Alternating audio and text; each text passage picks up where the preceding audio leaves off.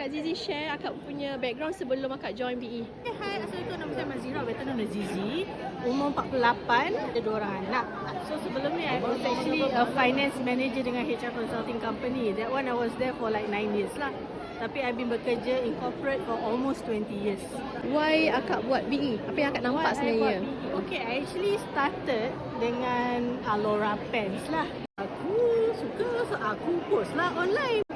So bila from that, I was like, this is a good thing. Pasal at the same time, I am more open. Kira, I am a different person lah.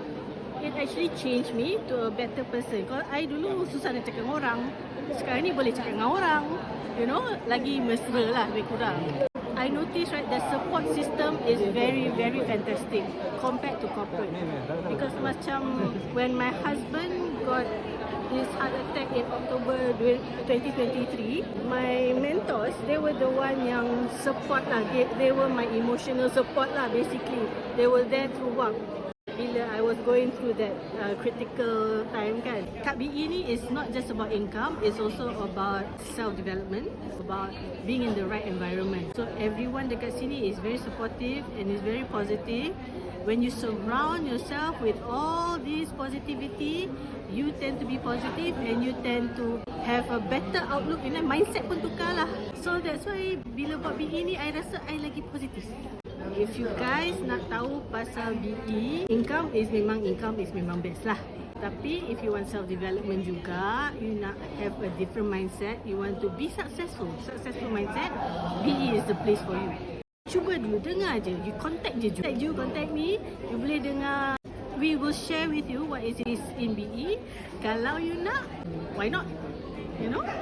When I resigned from my job or I took part-time from my job, is because I delivered my second one, my daughter. Dia premature. So masa tu I umur 40 tahun. Imagine, anak baru lahir you 40 tahun. Dia 10 tahun, you dah 50 tahun. Lagi lama kan? So I was thinking, okay, I don't have much time. I need to take care of my daughter. So I decided to part-time masa tu my job. And then from that, I boleh jaga dia compared to when I jaga my son. I was with her almost 24/7 lah kan. And then bila dia dah masuk sekolah, I dah finally boleh hantar dia pergi sekolah. Even my son, send them to school, pick them up from school. And buat BE ni kan, you can actually arrange your time, arrange your schedule. Senang in that sense. You can spend more time with your children. Nak tanya my son, you prefer me working or you prefer me doing BE? Dia kata, I prefer you doing BE. Why? Because you can send me to school. I was like, okay, you like, is it? Yeah lah, I can spend more time with you. So I was like, okay.